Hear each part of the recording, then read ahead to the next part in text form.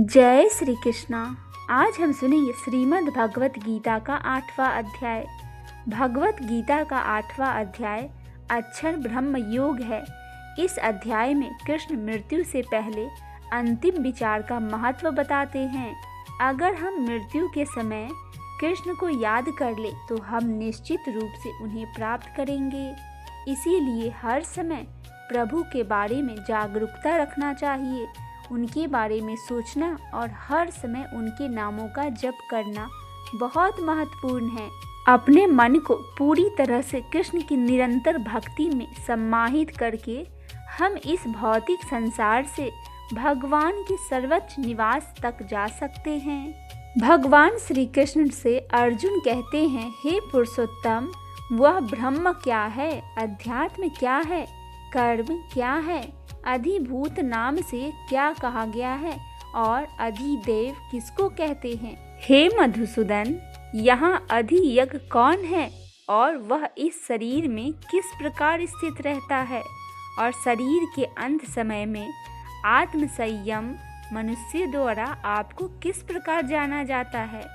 श्री भगवान ने कहा, जो अविनाशी है वही ब्रह्म दिव्य है और आत्मा में स्थिर भाव ही अध्यात्म कहलाता है तथा जीवों के वह भाव जो अच्छे या बुरे संकल्प में उत्पन्न होते हैं, उन भावों का मिट जाना ही कर्म कहलाता है।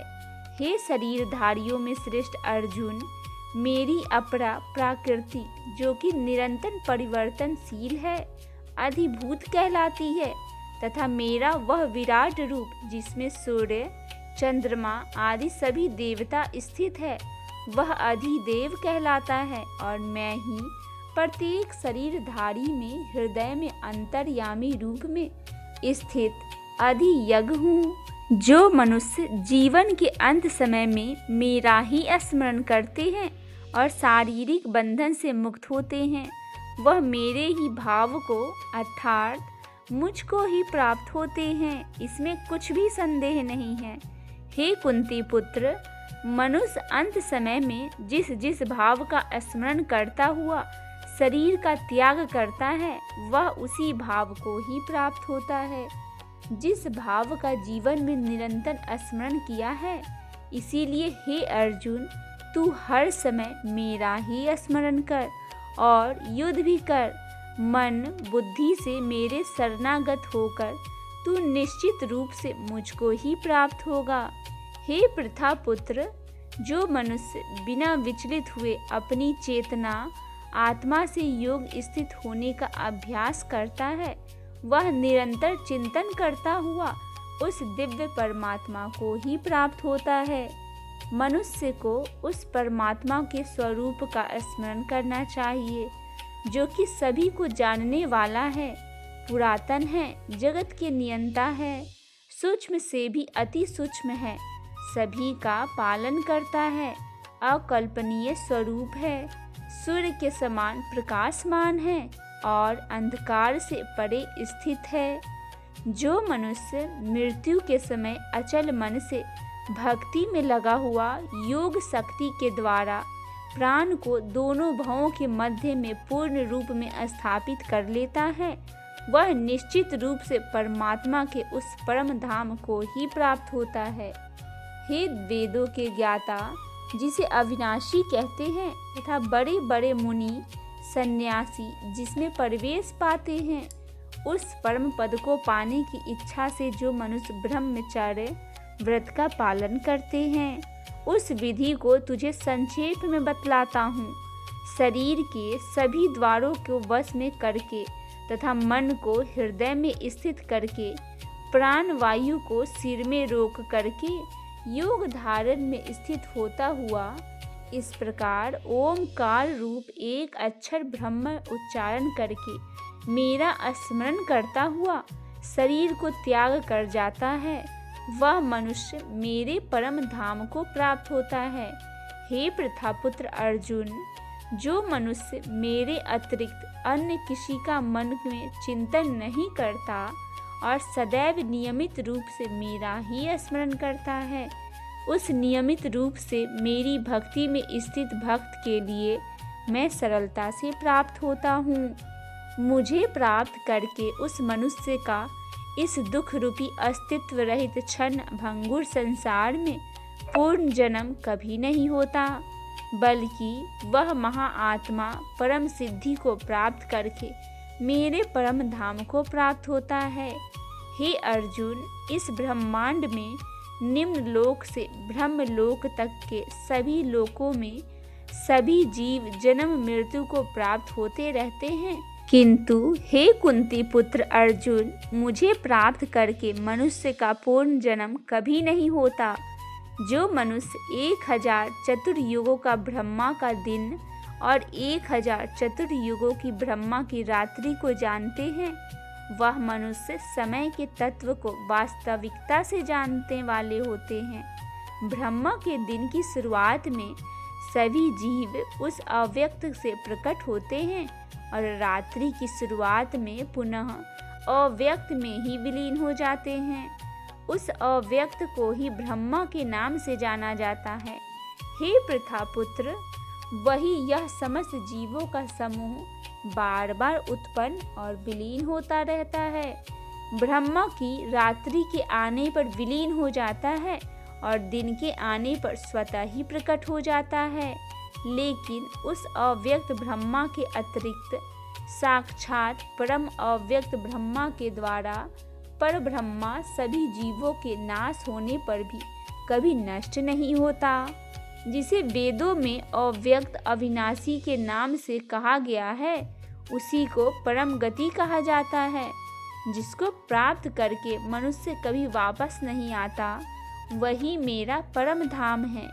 हे प्रथापुत्र, वह ब्रह्मा जो परम श्रेष्ठ है, जिसे अनन्य भक्तों के द्वारा ही प्राप्त किया जाता है, जिसके अंदर सभी जीव स्थित है और जिसके कारण सारा जगत दिखाई देता है। हे भरत श्रेष्ठ, जिस समय में शरीर को त्याग कर जाने वाले योगियों का पूर्ण जन्म नहीं होता और जिस समय में शरीर त्यागने पर पूर्ण जन्म होता है, उस समय के बारे में मैं बतलाता हूँ। जिस समय ज्योति में अग्नि जल रही हो, दिन का पूर्ण सूर्य प्रकाश हो, शुक्ल पक्ष का चंद्रमा बढ़ रहा हो और जब सूर्य उत्तर दिशा में रहता है, उन 6 महीनों के समय में शरीर का त्याग करने वाले ब्रह्म ज्ञानी मनुष्य ब्रह्मा को प्राप्त होते हैं। जिस समय अग्नि से धुआं फैल रहा हो, रात्रि का अंधकार हो, कृष्ण पक्ष का चंद्रमा घट रहा हो और जब सूर्य दक्षिण दिशा में रहता है, उन 6 महीनों के समय में शरीर त्यागने वाला स्वर्ग लोक को प्राप्त होकर अपने शुभ कर्मों का फल भोगकर पूर्ण जन्म को प्राप्त होता है। वेदों के अनुसार इस मृत्यु लोक में जाने के 2 ही साक्षात मार्ग हैं, एक प्रकाश का मार्ग और दूसरा अंधकार का मार्ग। जो मनुष्य प्रकाश मार्ग से जाता है वह वापस नहीं आता और जो मनुष्य अंधकार मार्ग से जाता है वह वापस लौट के आता है। हे प्रथापुत्र, भक्ति में स्थित मेरा कोई भी भक्त इन सभी मार्गों को जानते हुए भी कभी मोहग्रस्त नहीं होता। इसीलिए हे अर्जुन, तू हर समय मेरी भक्ति में स्थिर हो। योग में स्थित मनुष्य वेदों के अध्ययन से, यज्ञ से, तप से और दान से प्राप्त सभी पुण्य फलों को भोगता हुआ अंत में निश्चित रूप से तत्व से जानकर मेरे परम धाम को ही प्राप्त होता है, जो कि मेरा मूल निवास स्थान है। इस प्रकार उपनिषद, ब्रह्म विद्या तथा योग शास्त्र रूप श्रीमद् भगवद गीता के श्री कृष्ण अर्जुन संवाद में अक्षर ब्रह्म योग नाम का 8वां अध्याय संपूर्ण हुआ। बोलिए श्री कृष्ण जी महाराज की जय हो। आइए भक्तजनों, अब हम सुनते हैं श्री कृष्ण और उनकी भक्त की कहानी। समुद्र किनारे एक गांव में कृष्णाबाई नाम की बूढ़ी माता रहती थी। वह भगवान श्री कृष्ण की परम भक्त थी। वह एक झोपड़ी में रहती थी। कृष्णाबाई का नाम वास्तविक नाम सुखिया था, पर कृष्ण भक्ति के कारण इनका नाम गांव वालों ने कृष्णाबाई रख दिया था। घर घर में झाड़ू पोछा बर्तन और खाना बनाना ही इनका काम था। कृष्णबाई रोज फूलों की माला बनाकर दोनों समय श्री कृष्ण जी को पहनाती थी और घंटों कान्हा से बात करती थी। गांव के लोग यही सोचते थे कि बुढ़िया पागल हो गई है। एक रात श्री कृष्ण जी ने अपनी भक्त कृष्णाबाई से कहा कि कल बहुत बड़ा भूचाल आने वाला है, तुम यह गांव छोड़कर दूसरी गांव को चली जाना। अब क्या था, मालिक का आदेश था। कृष्णाबाई ने अपना सामान इकट्ठा करना शुरू किया और गांव वालों को बताया कि कल सपने में कान्हा आए थे और कह रहे थे कि बहुत प्रलय होगा, गांव छोड़कर पास के गांव में चली जा।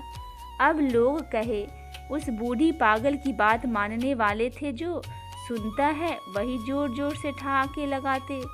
इतने में बाई ने एक बैलगाड़ी मंगवाई और अपने कान्हा की मूर्ति ली और सामान की गठरी बांधकर गाड़ी में बैठ गई और लोग उसकी मूर्खता पर हंसते रहे। कृष्णाबाई जाने लगी। अपनी गांव की सीमा पार कर अगले गांव में प्रवेश करने ही वाली थी कि उसे कृष्णा की आवाज आई, अरे पगली जा रही है, अपनी झोपड़ी में से वह सुई तो ले लो जिससे तू माला बनाकर मुझे पहनाती है। यह सुनकर बुढ़िया माई बेचैन हो गई और तड़प गई कि मुझसे ये भारी भूल कैसे हो गई। अब मैं कान्हा जी को माला कैसे पहनाऊंगी। उसने गाड़ी वाले को वहां रोका और बदहवास अपने झोपड़ी की तरफ भागने लगी। गांव वाले उसके पागलपन को देखते और खूब मजाक उड़ाते रहे। बुढ़िया माई ने झोपड़ी में तिनके में फंसी सुई को निकाला, फिर पागलों की तरह दौड़ते हुए गाड़ी के पास पहुंची। गाड़ी वाले ने कहा कि माई तू क्यों परेशान होती है, कुछ नहीं होना है। माई ने कहा अच्छा अब चलो और जल्दी से अपने गांव की सीमा पार करो। गाड़ी वाले ने ठीक ऐसे ही किया।